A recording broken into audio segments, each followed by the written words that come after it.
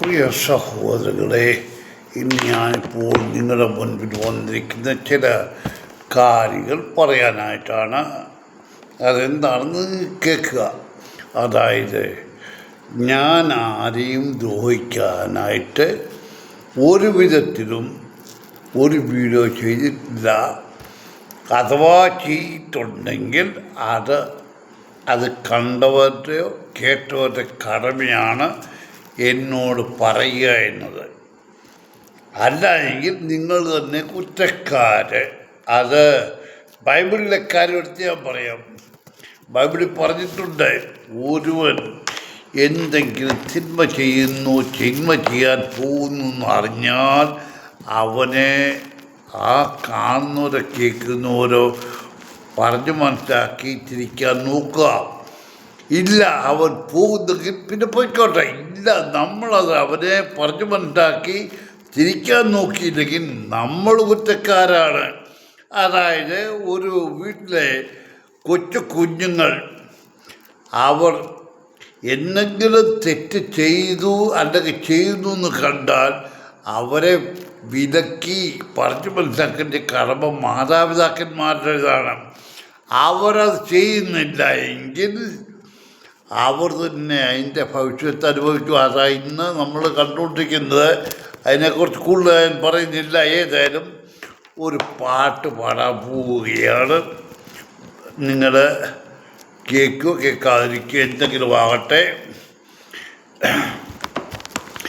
അനുഗ്രഹത്തിൻ അധിപതിയേ, ആനന്ദകൃപ പെരുന്നതിയേ, അനുദിനം നിൻ പദഗതിയേ, അടിയാനു നിൻ കൃപമതിയേ, വൻവിനകൾ വന്നിടുകിൽ വളയുകയില്ലൻ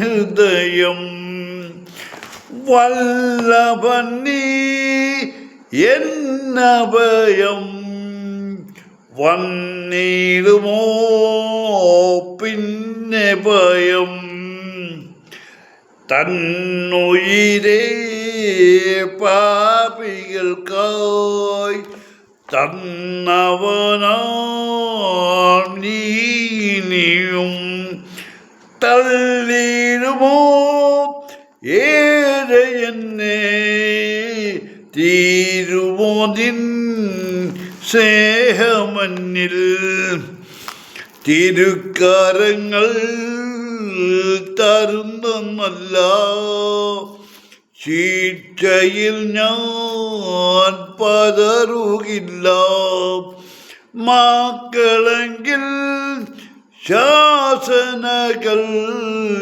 സ്നേഹത്തിൻ പ്രകാശനങ്ങൾ,